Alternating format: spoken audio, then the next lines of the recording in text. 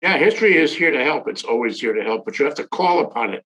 Okay. And today we're doing alternatives to violence in Israel on History is Here to Help. And we have Peter Hoffenberg, our regular contributor, and Lee Gordon, the founder of Hand in Hand, which helps Israelis live with Arabs in Israel, and a very worthy guest for the show. Welcome to the show, gentlemen. Thank you. Thank you very much. Good to be here.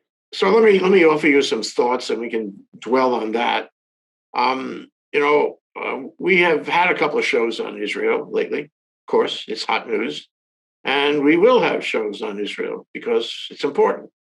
The problem is that there's a lot of confusion about Israel, even including in Israel, politically and socially, and it's certainly including this country for sure, even in Congress. And so, it's been politicized to some extent. It's not clear where you get the best information. It's not clear, what is really, really happening and how you can clarify, your own understanding of the events in play. But one thing that's happened today, after a lot of international statements of concern, including from the U.S. and Joe Biden, is that there's a ceasefire. And that is remarkable because we've been at war now, and let me use that term, war, for 11 days, and people are getting killed. And until yesterday, it seemed to be getting worse and worse.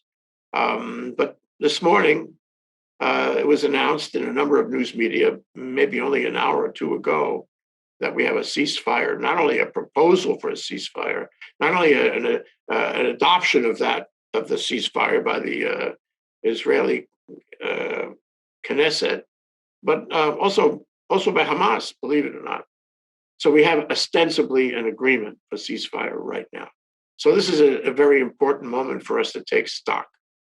Peter, can you introduce Lee and give us your view of the scope of this discussion? Okay, great. My pleasure. Lee, welcome. Good to finally see you face to face. Lee Gordon and his colleagues about 20 or 25 years ago decided that one of the ways for peace, however you want to define peace, at least getting along, was to create a school system, schools in which Arabs, Israelis, Druze, Palestinians would learn together. The faculty administration would be mixed. Parents would buy in to this. And now, after 25 years, Lee can tell us exactly how many schools, but we're talking about thousands of students and parents involved. And I asked Lee, because I am always interested, as your viewers know, in how we can get peace, even as a relative term. And it seems to me that one of the growing interests around the world is not state sources of peace or government sources of peace, but what common men and women and children can do together in an organized way. So I would call this democratic peace from the bottom up. Scholars often refer to civil society or non-governmental organizations. And not only the last 11 days makes this relevant, but certainly if there is a ceasefire, and if the ceasefire is going to endure, we have to lay the foundation for peace. The rubbing of the elbows peace, not diplomatic peace. So with Jay's goodwill, I asked Lee to join us today to talk about not just what he does, but how do you get people to buy into this?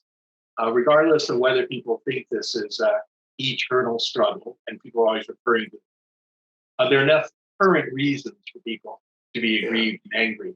So how do you get people to buy into this? And I'm hoping that the audience sees perhaps some lessons to the United States, right? We're wrestling with some kind of reconciliation among classes and races. And others might find a similar situation such as Northern Ireland, with a long-standing communal ethnic divisions and violence. So Lee is an expert, and after 25 years, he's returned to the United States to now oversee the American Friends fundraising unit for Hand in Hand. So Lee, we've been here before. It seems like I think when Peter talks about peace, he's talking about a sustainable peace more than just today. Mm-hmm. And so my question to you is the Passover question. What makes this ceasefire different from so many other ceasefires we have seen come and go in the Middle East and involving Israel and the Arab states around it?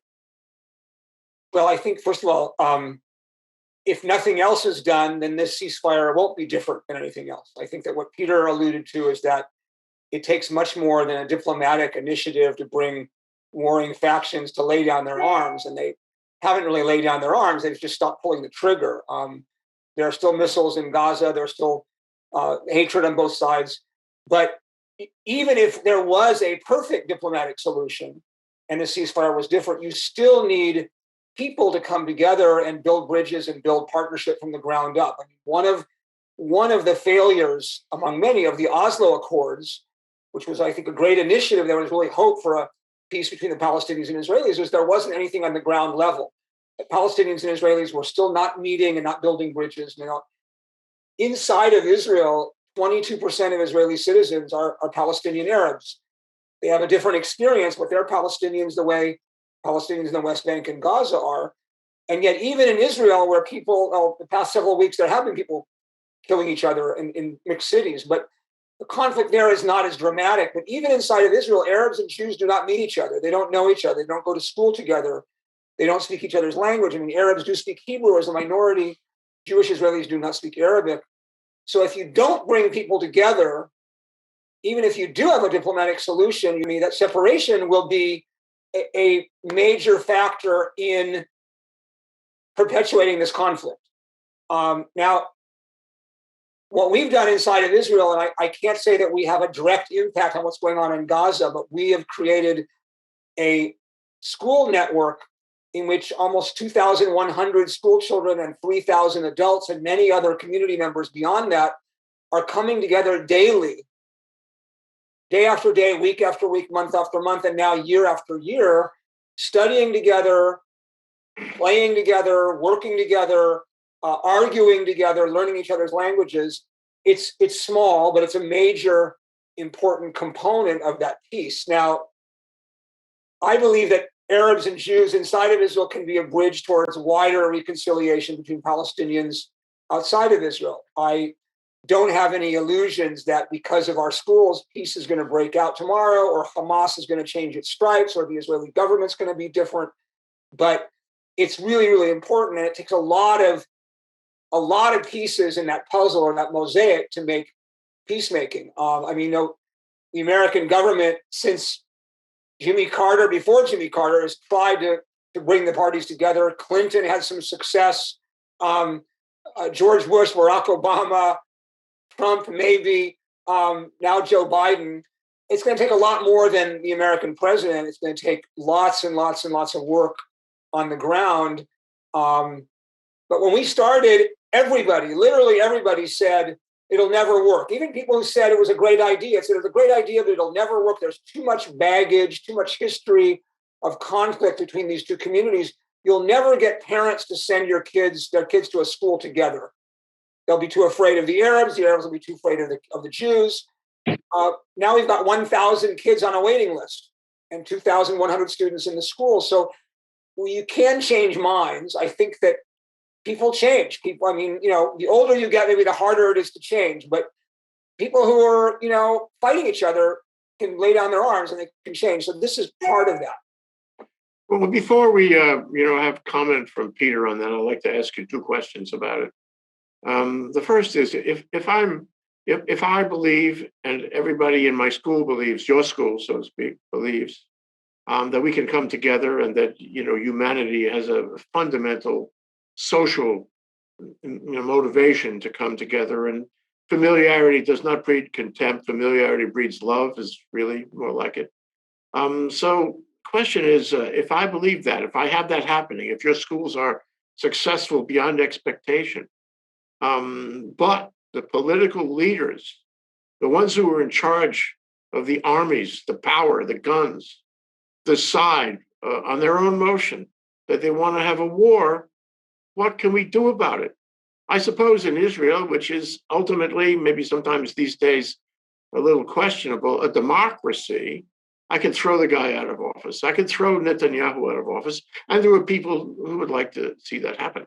But query, if he stays in office and I'm unable to remove him and he decides to go to war, what can I do? If Hamas is sworn to go to war against Israel, what can I do? Even though everyone in my neighborhood thinks we ought to get together. It's a good question. First of all, it's not a magic solution. But I think the more people you have that see an alternative, the more there's the chance that it'll happen. And the more that you have cynicism, that you don't believe there's an alternative. I mean, in fact, someone once said that the most common emotion in Israel these days is cynicism.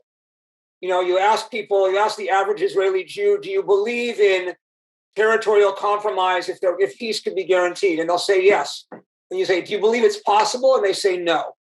But if you have models of coexistence and partnership and shared society, people break down and can be desensitized to that. If Arabs who grew up thinking the Jews just wanted to do them ill and do them harm, see that they're down the street, there's a school with 600 kids going from pre-kindergarten through high school, it changes their minds a little bit. Now, it's not from today until tomorrow. I mean, I think that there's also a reaction to that. The Netanyahu became stronger in the most recent election. He's got his Likud party has 30 seats, and then before they had 28 seats.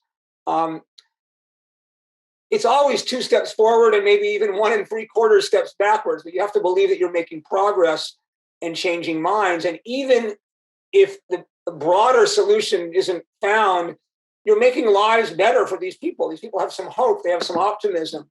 You come to our schools and the Arab families are not complaining and they don't feel like they're victims. They feel like they have some agency and can do something with their lives to make things better for their kids. And even on a small scale, we are helping Arab kids learn Hebrew at a younger age and be able to kind of, compete in Israeli society on an equal footing and get better jobs. And if there are more Arab doctors and nurses who are treating, that's very important, COVID, isn't it? Be part of the economy. That's very important. I mean, and to the extent that a number of Arabs, a good percentage of Arabs, are already productive members of the Israeli economy and doing well.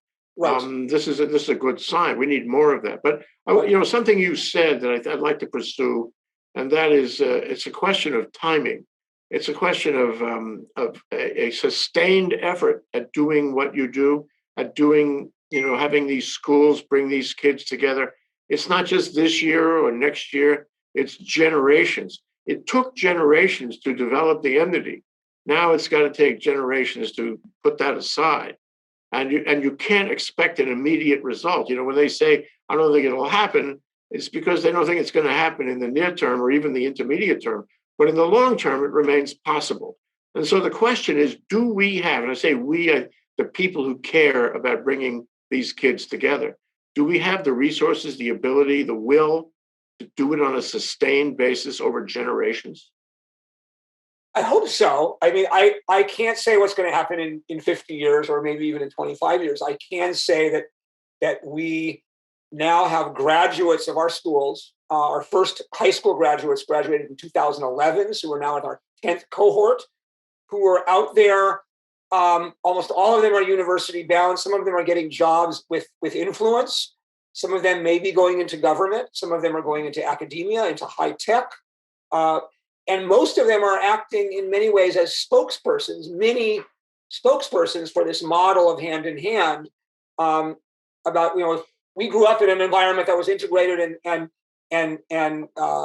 tolerant and loving, and we're now in the big bad world, which is not quite like that. But I'm strong enough to be a role model for that. So I'm hoping that they will grow when they get married and have kids and influence others, that we can have some kind of sustainable impact.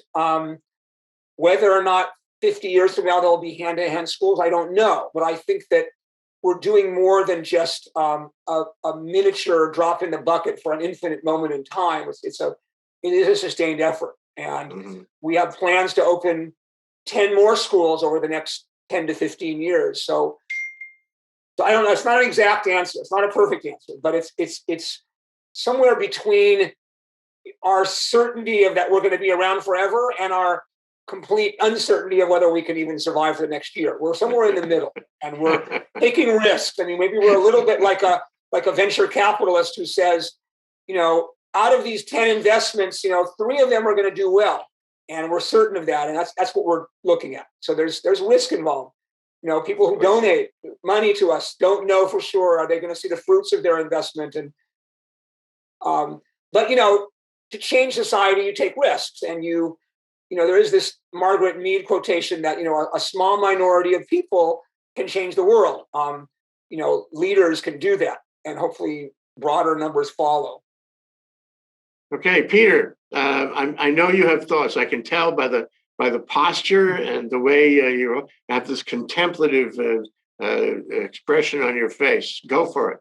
Okay, well, Lee, thank you very much.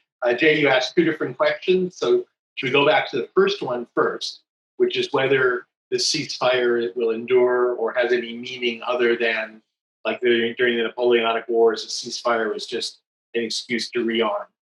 I think it's a legitimate question, but I think over the last 11 days, there are signs of potential change if we grasp them. For example, the significant presence of Iran is apparent to the world. And a lot of us have always said that we need to worry much more about Iran arming Hamas and Hezbollah than building a nuclear device. And I think now we can see, in fact, the greatest threat from Iran in the region is exactly that, is arming these groups, the rockets that shelled into Israel from Lebanon as well. So one very important development, I hope, is that we can get to the table with Iran and remove the obsession with nuclear power and think about restoring less intrusiveness in the region. I think that's important. It has to be balanced, though, right? And I think the balance is, and you know how I feel about this, that no country gets a free pass on weapons sales. Nobody. Not even our traditional allies. Nobody gets a free pass. And I doubt that Bernie Sanders' legislation will be able to overcome a Biden veto.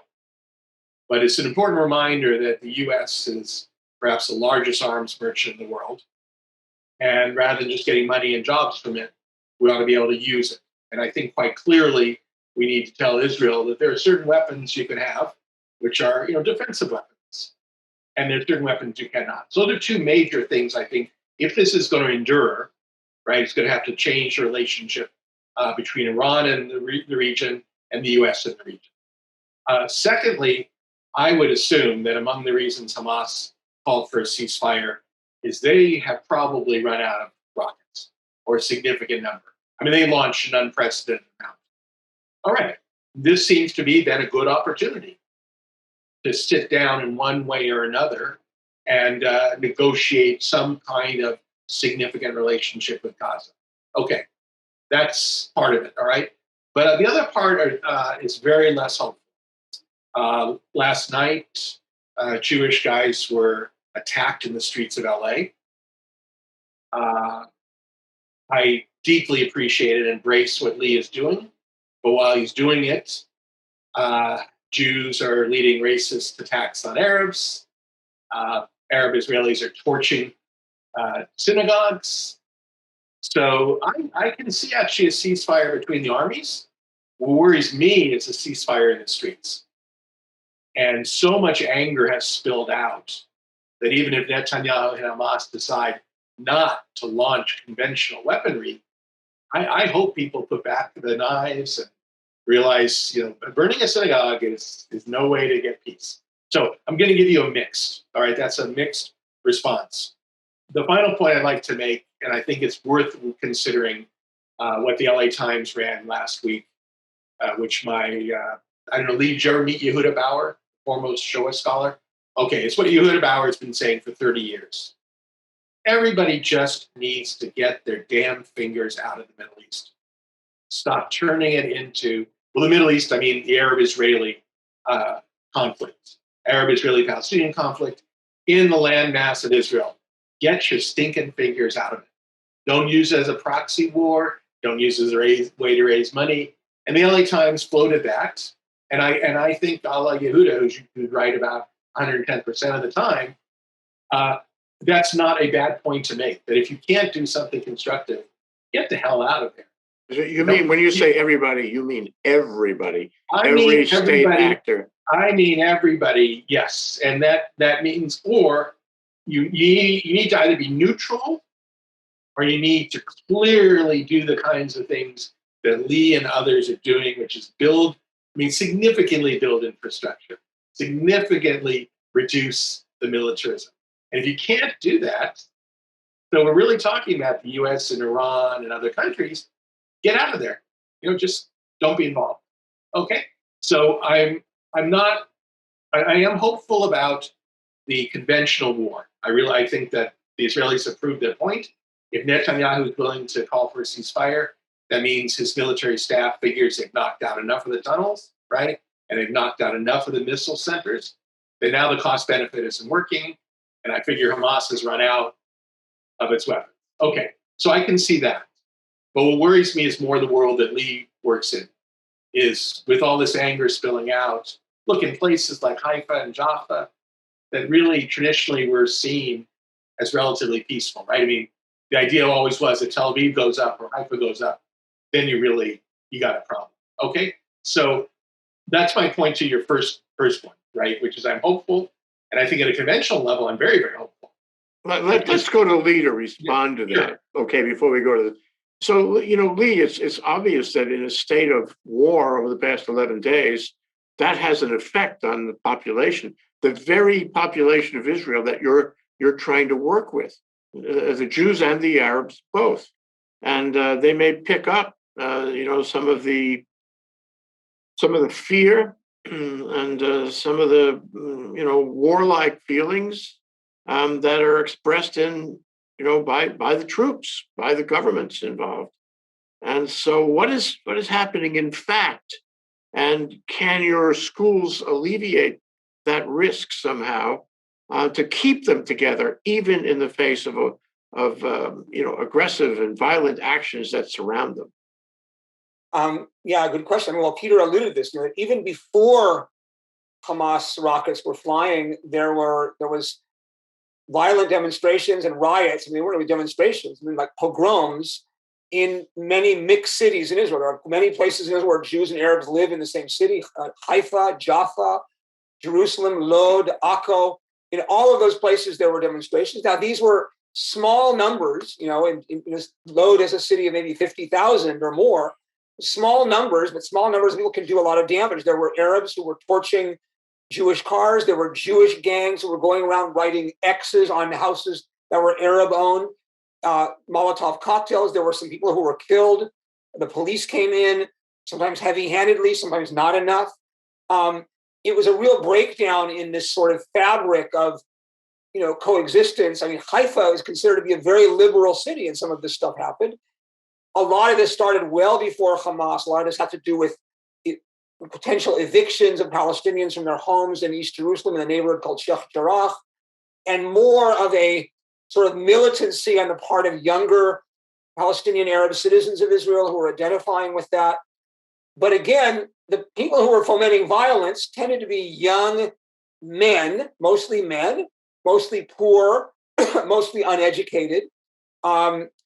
One of the things our schools could do, our schools didn't stop the violence, but hundreds and hundreds of our older students and parents were out with other people in these vigils, and they weren't really protests. They were vigils when the slogans were, it was in Hebrew and in Arabic: "We Jews refuse to be enemies," or in Jerusalem, in both Hebrew and Arabic, "Jerusalem is against violence," or "Shared living is the only future for all of us," or "Peaceful relations is good for all of us." I mean, things like that are trying to be, pardon me, an example.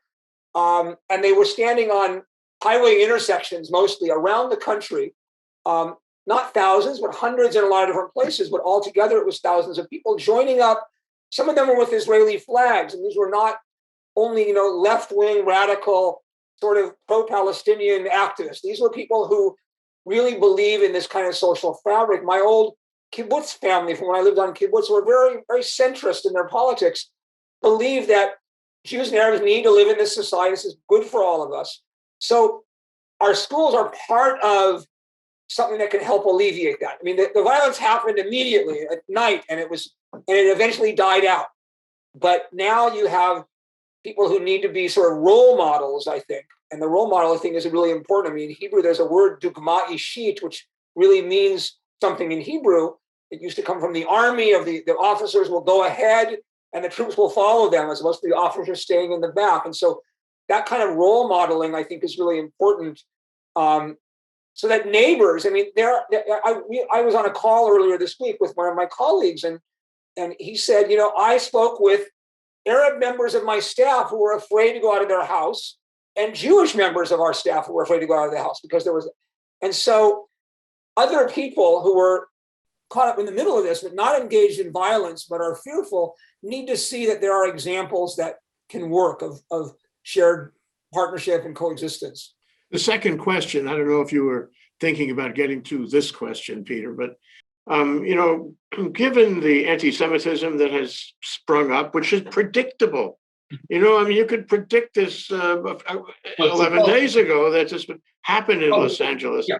But given all of that, how can we take the model that Lee Gordon is working with and make it into something that will create a lasting peace, even diminish anti-Semitism, and certainly diminish violence in Israel? How can we make it work for decades? Any ideas on that?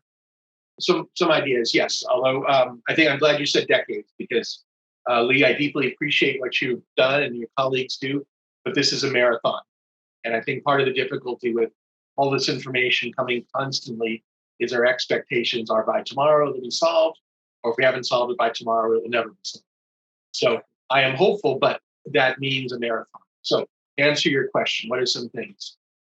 If we abstract from what Lee is doing, Lee and his colleagues need to be able to pursue what they're doing in an environment where the state and government are either neutral to them or supportive of them. So I worry about these noble efforts when they are being undermined. And I'm not picking on Israel. I'm just saying, because your question near the end, because we have to leave, is kind of to abstract, right? What can we learn from what Lee has successfully done and think about even our country or the multiculturalism here in Hawaii or Ireland or Cyprus? Okay, so there are parallels everywhere. Right. So one answer is that the government and state needs to either take a neutral stand, hands off, or support it.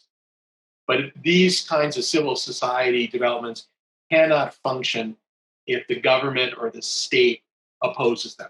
And that's something to remember, right? I mean, even the United States, right? We have lots of very well-intentioned efforts, and then we clearly have one political party whose goal is to undermine those efforts, okay? So that can't move us along. Secondly, I think the firm hand and the Israeli military went out on a limb, the police, and said this, that Jews who draw the X's on Arab homes, or Protestants who do it on Catholic homes, or whites who do it on African-American homes, are terrorists. And the Palestinians who torch a synagogue, they're terrorists. And that's the role the government does have to play, though. The government does have to police terror. All right, so those are two enduring things. One is, I think it's a generational issue, that the way to judge Lee's projects is not just what happens while the kids are in school, but what happens with the graduates. Do the graduates, a lot of us learn things in high school that were wonderful, and then 3 days later we forgot them. All right. So are these what we call, life lessons? And I can see that they are, and I'd love Lee, at some point to track and to report what graduates have done, because I think that's the enduring. Do we get graduates into the institutions? Do we get graduates who are newspaper editors? Do we get graduates in Ireland who start other organizations in Ireland? And I remember, Jay, you drew the bacteria analogy 2 weeks ago. All right, well, so this is a good bacteria, but the good bacteria needs to grow, right? It needs to get out of the petri dish, it needs to jump, and it needs to grow. So I guess those would be my 3 quick points, because we're near the end. The government or state has to be neutral or supportive, okay, but it can't be undermining. And when I say government and state, I also mean elites, all right? Secondly, though, the government does have a role to play in ensuring that the undermining social forces are not allowed to express themselves. And it did take guts, I think, for the Israeli police then to call the Jews terrorists. It's easy to call the Palestinians terrorists, but it took some chutzpah, okay? And then thirdly, I think generationally, we have we're so certain about we got to do it now, but this is deep fundamental change. And if people are interested in other examples, for example, the long campaign of nuclear disarmament took years and years, and this reminds me a lot of that. There is, until Brexit, relative peace in Ireland, relative peace, but that took this kind of work. Argentina took mothers getting out in the plaza, mothers of disappeared people. So there is a real beautiful democracy to this. There's an agency of very, very common people. Okay, I could go on, but I see it's 12:30. So well, that's what we're almost out of time. Yeah. Lee, I want to offer you the opportunity to summarize what we've been talking about from your point of view, and to close with a message to our viewers, and also to tell them how they can find out more. Well, first of all, I think that we want people to know about what we're doing. We want people around the world who have an interest in the Middle East, whether they be Jewish and connected to Israel by virtue of their identity, whether they be Palestinian, or whether they just be common people who care about peace in the Middle East. We want them to know that there are organizations like Hand in Hand that are doing things to bring people together, that there is a thriving civil society in Israel.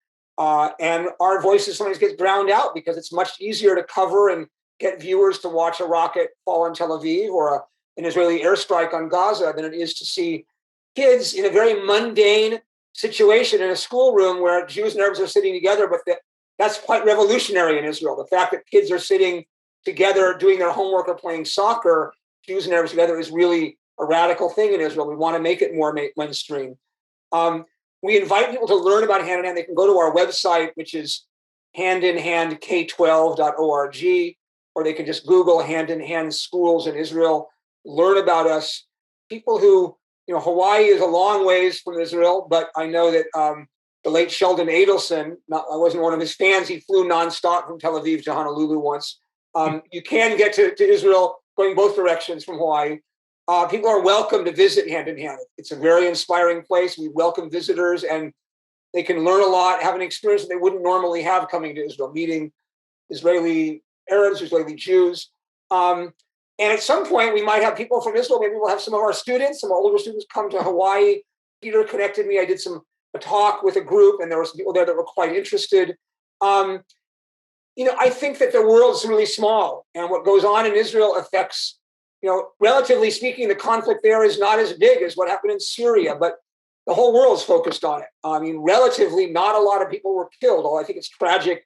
Every one death is tragic, but it's a focal point for Jews, Christians, Muslims, people interested in the United States' global position in the world.